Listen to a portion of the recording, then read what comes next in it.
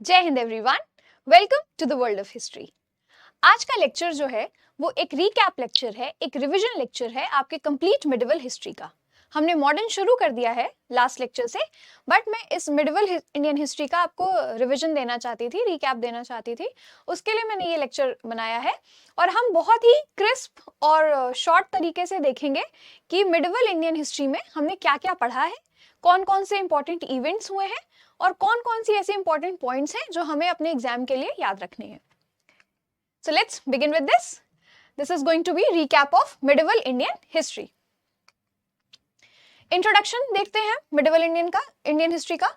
8th century to 18th century. So the timeline of medieval Indian history is 8th century till 18th century, showcasing a rich tapestry of cultural, political and social developments. मध्यकालीन भारत में या medieval Indian history में हमने देखा क्या है? हमने देखा है बहुत ज्यादा डाइवर्स कल्चरल, सोशल और पॉलिटिकल सिनेरियोस। डाइवर्स कैसे? हमने फॉरेन इन्वेजन्स देखे हैं, हमने अरब और टर्किश इन्वेजन्स देखे हैं मिडिवल इंडियन हिस्ट्री में। एंशिएंट इंडियन हिस्ट्री में हमने देखा था कि जो भी डायनेस्टीज थी या जो भी एम्पायर्स थे वो यहीं से ओरिजिनेटेड थे, मोस्ट ऑफ देम, है ना। इन्वेजन्स वहां पे भी हुए हैं, शक, कुषाण, हुन्स, इन्वेजन्स वहां पे भी हैं, पर किसी भी इन्वेडर ने आके यहाँ पे कोई बहुत लंबे समय तक रूल नहीं किया है। बट जैसे ही हम मध्यकालीन भारत में आते हैं, हम देखते हैं कि इन्वेजन्स होते हैं और वो इन्वेडर्स अपना एक एम्पायर सेटअप कर लेते हैं और यही फीचर पहचान बन जाता है मिडिवल इंडियन हिस्ट्री का। तो 8वीं शताब्दी से 18वीं शताब्दी का जो समय काल है वो मिडिवल इंडियन हिस्ट्री का है और वहां पे हम देखते हैं diverse cultural, political, social scenarios. Okay, now starting with Delhi सल्तनत। हमने अपने लेक्चर में दिल्ली सल्तनत के बारे में पढ़ा था। एक छोटा सा मैं आपको बैकड्रॉप दे देती हूँ। जब दिल्ली सल्तनत की स्थापना की गई थी कुतुबुद्दीन ऐबक के द्वारा, तो वो कोई ऐसा राजा नहीं था जिसने खुद को सुल्तान घोषित किया हो। वो एक गवर्नर था, किसका? मोहम्मद गोरी का। ओके, मोहम्मद गोरी का वो गवर्नर था जिसे यहाँ पे गोरी ने छोड़ा था, यहाँ का एडमिनिस्ट्रेशन देखने के लिए उसे गवर्नर बनाया गया था और उसने एज अ गवर्नर ही ये रूल स्टैब्लिश किया। दिल्ली सल्तनत का रूल जो है वो स्टैब्लिश किया। When Gori went back after the invasion, he left behind Aibak as his representative. Okay. Now, being representative of Gori, Aibak ने अपने आप को कभी सुल्तान घोषित नहीं किया, पर उसने एक सल्तनत की स्थापना कर दी थी, एक नींव रख दी थी जिसे दिल्ली सल्तनत कहा गया। दिल्ली सल्तनत का टाइम पीरियड है 1206 से 1526 तक। It marked a significant shift in power dynamics. अब ये significant shift जो है power dynamics का, ये कैसे हुआ? ये जो significant shift यहाँ पे लिखा हुआ है, ये यही दिखा रहा है कि कैसे ancient Indian history में यहाँ के नेटिव रूलर से सारी पावर, सारा पॉलिटिकल पावर जो है वो किसी इन्वेडर के हाथ में चला गया और एक नए रूल की स्थापना हुई। It introduced Islamic governance. जो भी पॉइंट्स मैंने यहाँ हाईलाइट कर रखे हैं ना, वो नोट डाउन करने वाले हैं, वो इंपॉर्टेंट है याद रखने के लिए, वही की फीचर्स हैं। तो दिल्ली सल्तनत ने स्थापित क्या किया? इस्लामिक शासन की स्थापना हुई है दिल्ली सल्तनत से। उससे पहले ऐसे फुल फ्लेजेड तरीके से इस्लामिक गवर्नेंस आपको इंडियन सबकॉन्टिनेंट पे देखने को नहीं मिलता है। आप थोड़ा सा रिवाइंड करिए।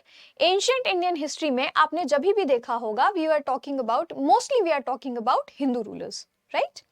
But the start of this Islamic governance can be seen from Delhi Sultanate.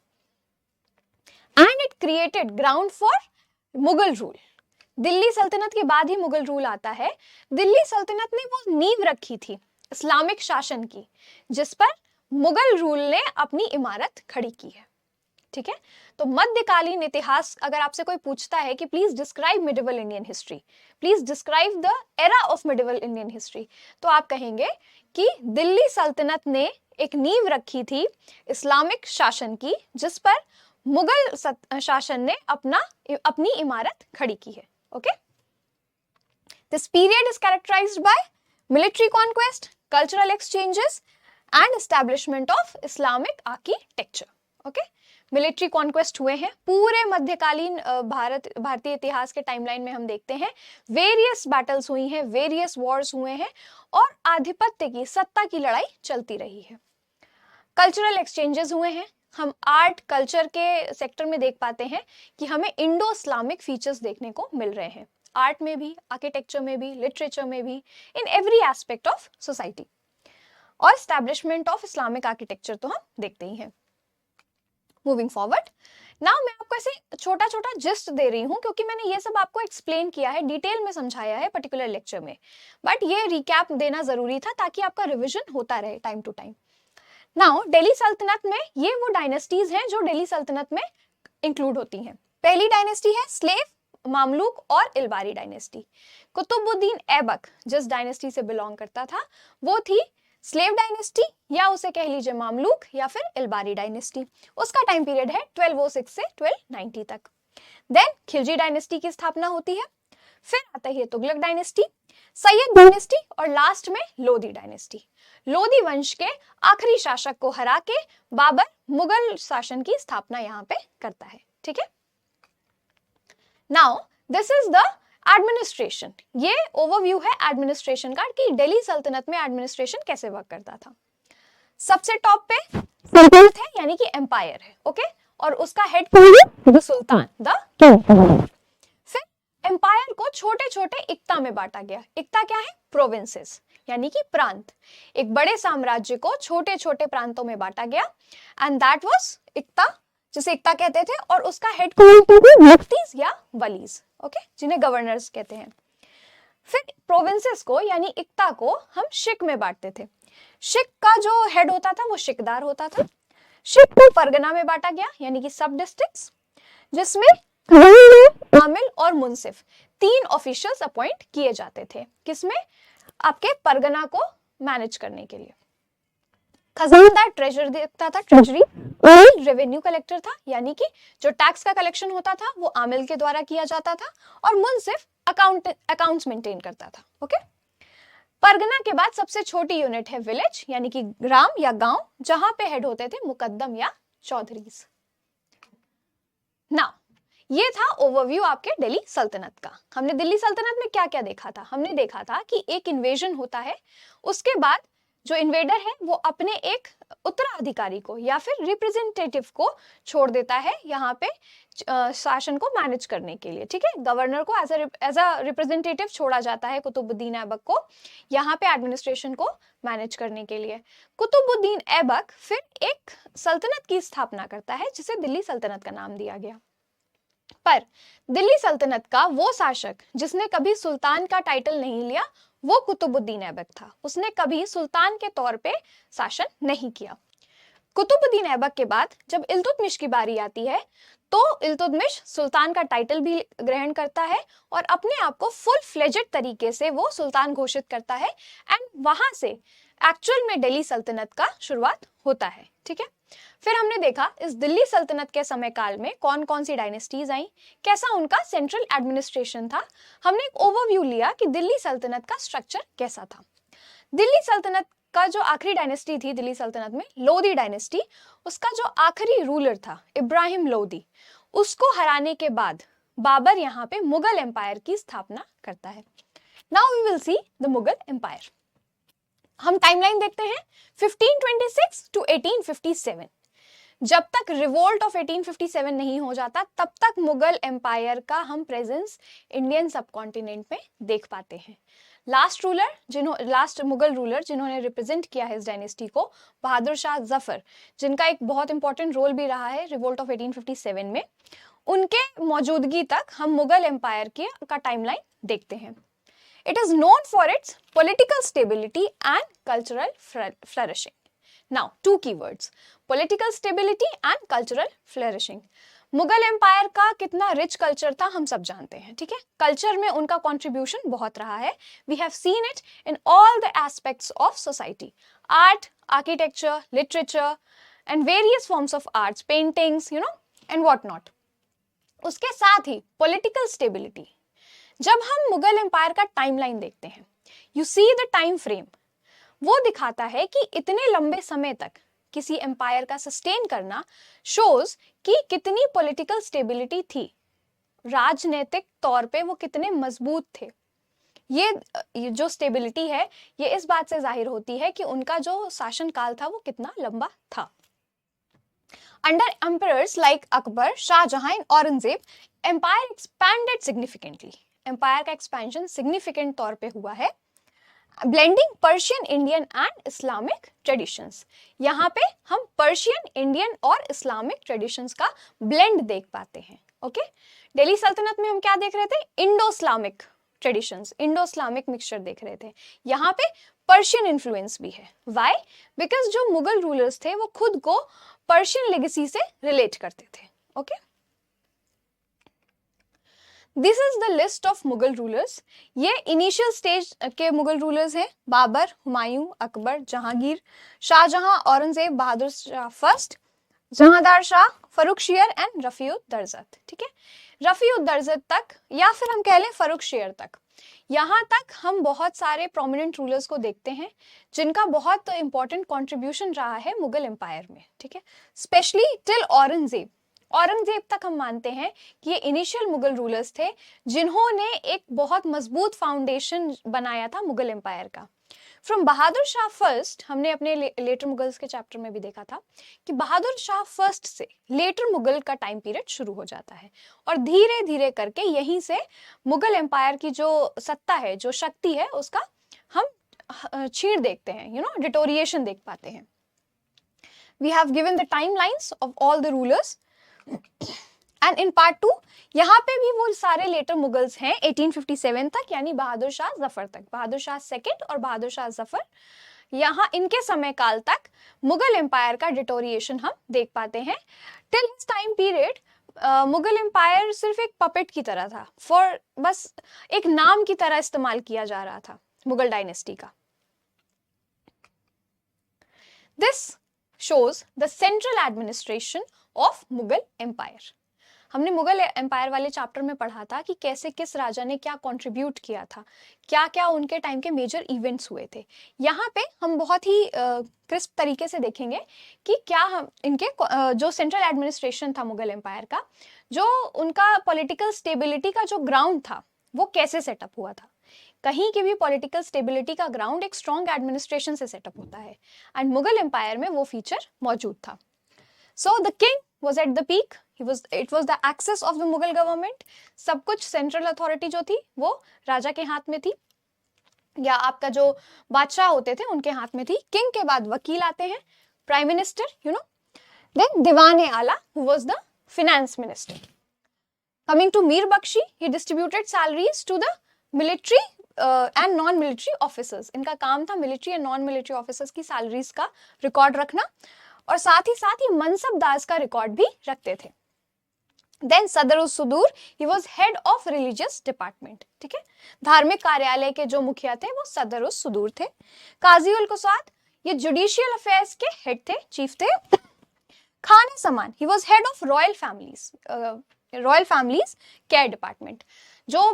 जो रॉयल फैमिली होती थी, बादशाह का जो परिवार होता था, उसका ध्यान रखने की जिम्मेदारी, उनकी देख रेख करने की जिम्मेदारी जो थी वो खाने समन के पास थी। तो ये बेसिक सेंट्रल एडमिनिस्ट्रेशन था, ये वो क्लोज काउंसिल थी किंग के आसपास जो पूरा एडमिनिस्ट्रेशन देखती थी।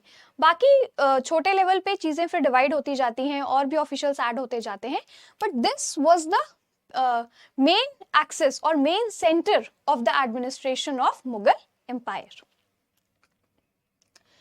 अब मनसबदारी सिस्टम, एक बहुत इंपॉर्टेंट फीचर मुगल एम्पायर का। मनसबदारी सिस्टम क्या था? मैंने आपको बताया था मनसबदारी सिस्टम 1528 में अकबर ने इंट्रोड्यूस किया था। ओके, क्यों किया था? Making recruitment to the army, facilitating revenue collections, insuring religious harmony and effective clean administration. Now ये 4 पॉइंट्स हैं। मनसबदारों का जो चुनाव होता था या उनका जो रिक्रूटमेंट होता था वो किया जाता था आर्मी को मेंटेन करने के लिए। पहला पॉइंट, मनसबदार अपने अपने लेवल पे, अपने पर्सनल लेवल पे छोटी छोटी आर्मी की यूनिट्स कह सकते हैं आप, आर्मी की टुकड़ियों को वो मेंटेन करते थे। ठीक है, दूसरा था facilitating revenue collection, revenue collection को और आसान बनाना। और एफिशिएंट बनाना उस प्रोसेस को, उसके लिए मनसबदार को अपॉइंट किया जाता था। अब मनसबदार का काम क्या होता था? मैंने आपको बताया था, मनसबदार जो थे उन्हें अपॉइंट किया जाता था एक पर्टिकुलर जगह से रेवेन्यू कलेक्ट करने के लिए, और उस रेवेन्यू कलेक्शन से वो एक मिलिट्री भी मेंटेन करते थे। मिलिट्री की एक छोटी सी यूनिट, आर्मी की एक छोटी सी यूनिट भी मेंटेन करते थे, जिसका रखरखाव करने की जिम्मेदारी पूरी तरह से मनसबदार के ऊपर होती थी। इंश्योरिंग रिलीजियस हार्मनी, अकबर के समय काल में both Hindus and Muslims were appointed as mansabdars.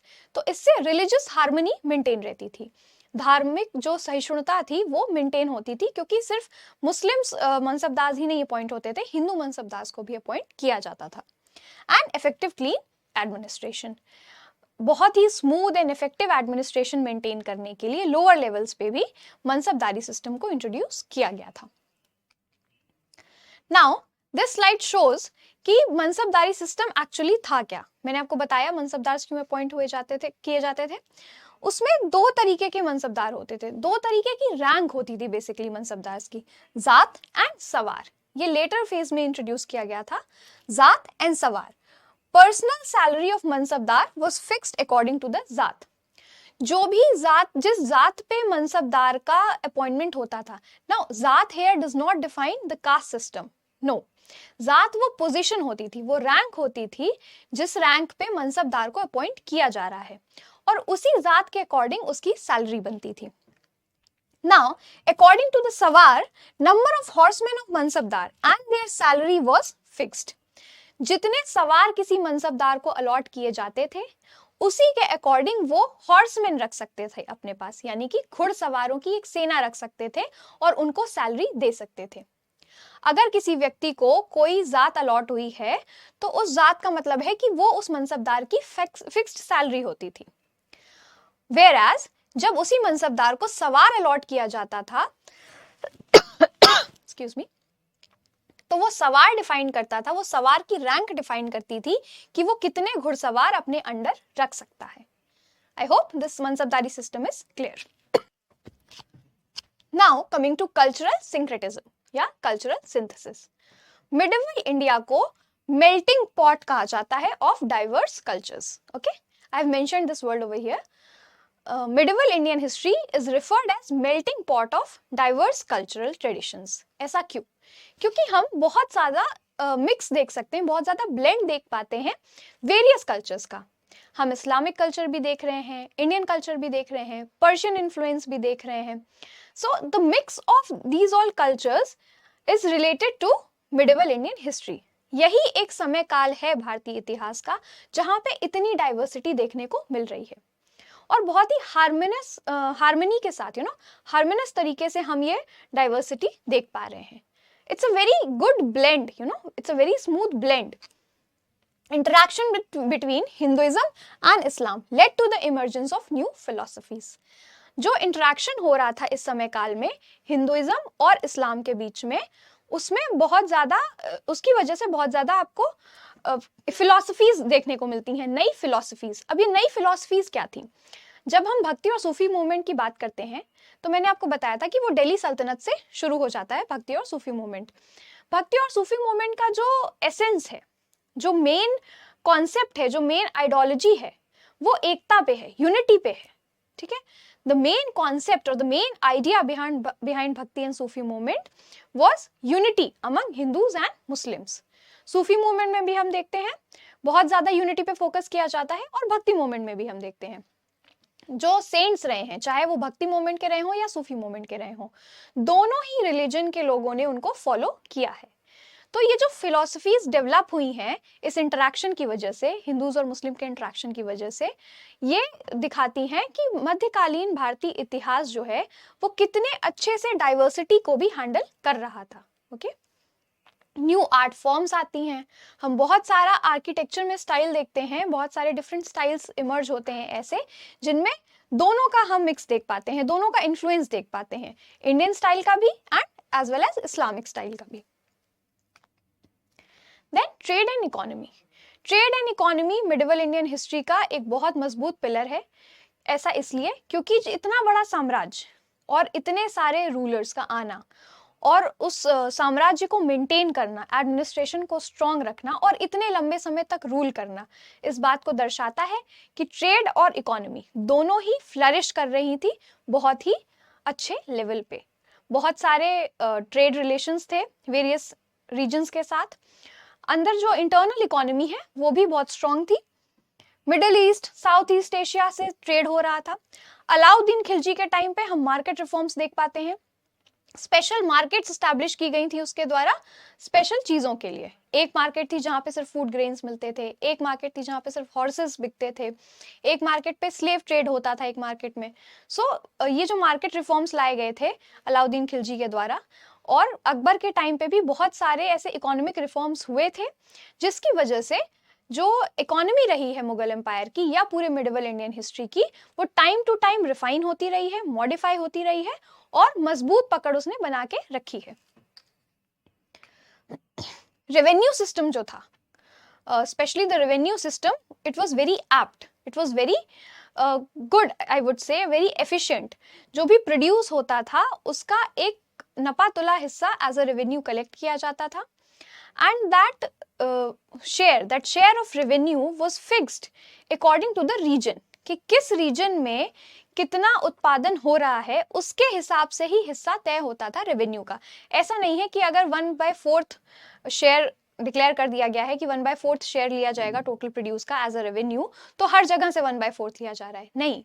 जो रीजन जितना कैपेसिटी थी जिस रीजन की उत्पादन करने की, उसी के हिसाब से रेवेन्यू को मॉडिफाई या चेंज किया जाता था।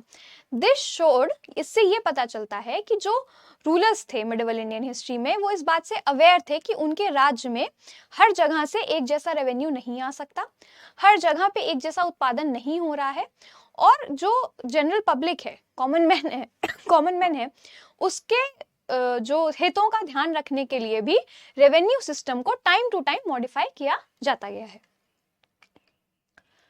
Coming to the religious developments, religious developments में हमने देखा भक्ति और सूफी मूवमेंट एक बहुत ही प्रोमिनेंट फीचर है, कैरेक्टरिस्टिक है मिडिवल इंडियन हिस्ट्री का। वहां पे हम यूनिटी देखते हैं हिंदुइज्म एंड इस्लाम में। ऑल्सो दीन इलाही नामक जो संस्था या दीन इलाही नामक जो एक नया स्टेप लिया गया था अकबर के द्वारा, वो दिखाता है कि कैसे जो मिडिवल इंडियन हिस्ट्री के रूलर्स हैं वो रिलीजियस हार्मनी को मेंटेन करने में इंटरेस्टेड थे। उनका जो एम्फेसिस था वो रिलीजियस हार्मनी को मेंटेन करने पर भी था। ऑल्दो उसके पीछे उनके पॉलिटिकल मोटिव्स थे, पॉलिटिकल इंटरेस्ट थे, बट एटलीस्ट उन्होंने ये स्टेप लिया था। दीन इलाही एक तरह की सभा होती थी जो इबादत खाना नामक महल में या प्लेस में कंडक्ट की जाती थी, जहां पे अकबर बैठता था सारे रिलीजियस स्कॉलर्स के साथ। Akbar used to sit with different religious scholars और हर रिलीजन की अच्छी बातों को, अच्छे एलिमेंट्स को डिस्कस किया जाता था, ताकि उन एलिमेंट्स को इस्लामिक रिलीजियस पॉलिसीज में या अकबर की रिलीजियस पॉलिसीज में इनकॉर्पोरेट किया जा सके। Okay, so this was the whole idea behind introducing Din इलाही।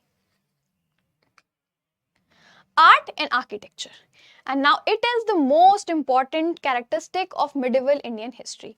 मध्यकालीन भारतीय इतिहास की पहचान है उसका आर्ट और आर्किटेक्चर। हम various types of architecture styles देखते हैं, various types of art forms देखते हैं, और ये पूरे मिडिवल इंडियन हिस्ट्री में चला आ रहा है। ऐसा नहीं है कि किसी पर्टिकुलर रूलर के टाइम पे ही है, किसी पर्टिकुलर रूलर के टाइम पे ज्यादा हो सकता है, but this continued through out the medieval Indian history. अगर हम दिल्ली सल्तनत के आर्किटेक्चर की बात करें तो it was different from Indian style. यहाँ पे Islamic, Indo Islamic style of architecture था। Domes and arches of Turkish style यहाँ के प्रोमिनेंट फीचर्स थे। तो दिल्ली सल्तनत का अगर हम इंपॉर्टेंट फीचर देखना चाहेंगे आर्किटेक्चर का, तो वो क्या है? Indo Islamic style of architecture है and presence of domes and arches. Dome समझते हैं आप, वो जो ऊपर गुंबद नुमा जो स्ट्रक्चर होता है बिल्डिंग्स के ऊपर, उसे डोम्स कहते हैं। एंड आर्क जो होते हैं, द डिजाइनर एंट्री गेट पे जो डिजाइन बनी होती है, that is the arch. Okay, domes and arches of Turkish style. तो ये दो इंपॉर्टेंट फीचर हो गए हैं आपके दिल्ली सल्तनत के। ये वेल नोन बिल्डिंग्स हैं कुछ इस पीरियड की, कुव्वतुल इस्लाम मॉस्क, अलाई दरवाजा, टॉम्ब ऑफ गयासुद्दीन तुगलक, इन सारी बिल्डिंग्स में आपको डोम्स भी देखने को मिल जाएंगे एंड आर्क्स भी देखने को मिल जाएंगे।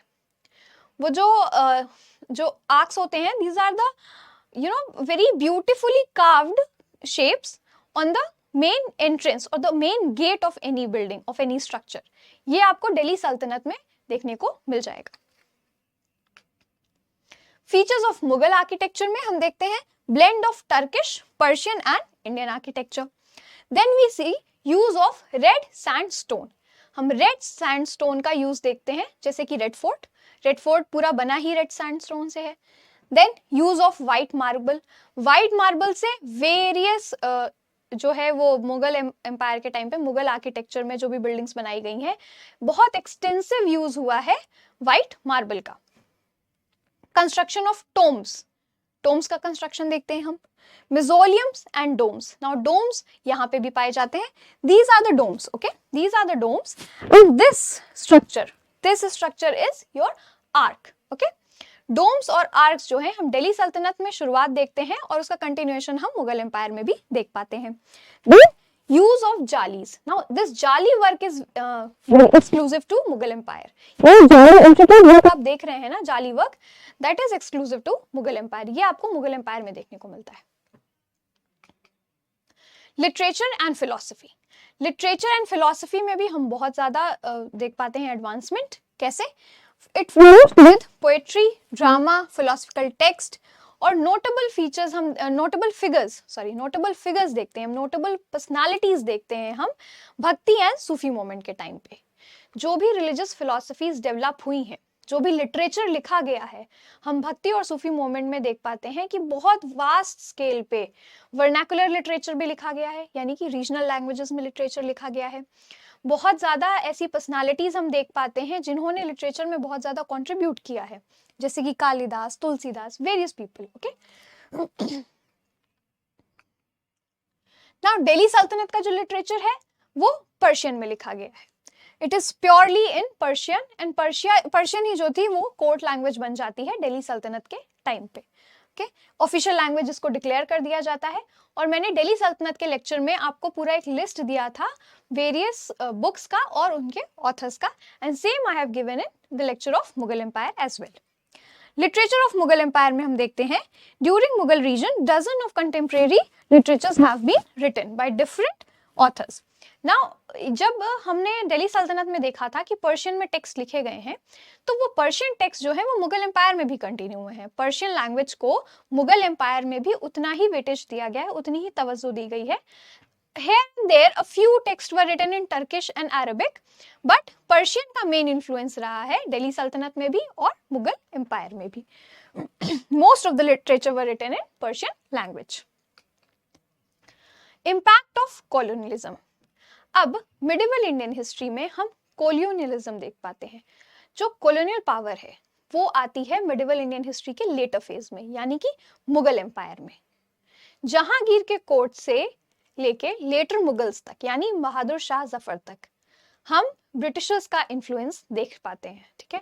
जहांगीर के कोर्ट में ब्रिटिशर्स आते हैं as trading company and slowly and steadily वो अपने ट्रेडिंग मोटिव से बदल के पॉलिटिकल बेनिफिट्स को पूरा करने लग जाते हैं, उनके पॉलिटिकल मोटिव्स हो जाते हैं एंड अल्टीमेटली क्या होता है कि मुगल एम्पायर को ओवरथ्रो कर दिया जाता है, मुगल एम्पायर को पूरी तरह से मिटा दिया जाता है और एक कॉलोनियल पावर का रूल यहाँ पे एस्टैब्लिश हो जाता है। सिर्फ ब्रिटिशर्स ही नहीं, हम पोर्टुगीज देखते हैं, डच देखते हैं, फ्रेंच देखते हैं। जब हमने लास्ट लेक्चर किया था अराइवल ऑफ यूरोपियंस में, हमने देखा था कि किस क्रम में, किस क्रोनोलॉजिकल ऑर्डर में यूरोपियन पावर्स इंडिया में आने लगती हैं। They started with their trading motives but soon it converted to political motive, to the objective of political expansion. So this was the recap of medieval Indian history. हमने दिल्ली सल्तनत से शुरू किया और मुगल एम्पायर आते आते मुगल एम्पायर के लेटर फेज में कैसे कॉलोनियल पावर्स का एंट्रेंस यहाँ पे होने लगा था, हमने ये पूरा टाइमलाइन देखा। हमने बहुत कॉम्प्रिहेंसिवली तरीके से देखा कि क्या क्या इवेंट्स हुए थे, क्या क्या इंपॉर्टेंट इवेंट्स हुए थे। अब इस लेक्चर में मैंने आपको जो भी पॉइंट्स कराए हैं या जो भी मैंने स्लाइड्स में पॉइंट्स लिखे हैं, आपको उन पे ज्यादा एम्फेसिस करना है। ये सारे पॉइंट्स मैंने डिटेल में कवर किए हैं इनके इंडिविजुअल लेक्चर्स में, बट यहाँ पे मैंने वही इंपॉर्टेंट पॉइंट्स रखे हैं जो आपके एग्जाम के पॉइंट ऑफ व्यू से ज़्यादा इंपॉर्टेंट है या ज़्यादा बेनिफिशियल हैं। तो आप इन पॉइंट्स को बिल्कुल मिस नहीं करेंगे, इन टॉपिक्स को आप बिल्कुल मिस नहीं करेंगे, जैसे कि एडमिनिस्ट्रेशन ऑफ दिल्ली सल्तनत, administration of Mughal empire, architectural features of Delhi सल्तनत एंड मुगल एम्पायर। ये सब चीज़ें जो हैं ये आपके एग्जाम के को फोकस में रख के बनाई गई हैं और इनसे ही ज़्यादा क्वेश्चन आने के चांसेस हैं। तो please go through this lecture again and again, आप अच्छे से रिवाइज करिए, हर टॉपिक का इंडिविजुअल नोट है आपके पास, please go through the notes और उनको टाइमली रिवाइज करते रहिए, okay, so that they don't skip from your mind. Till then keep learning history, keep living history, we'll meet very soon. Thank you and Jai Hind.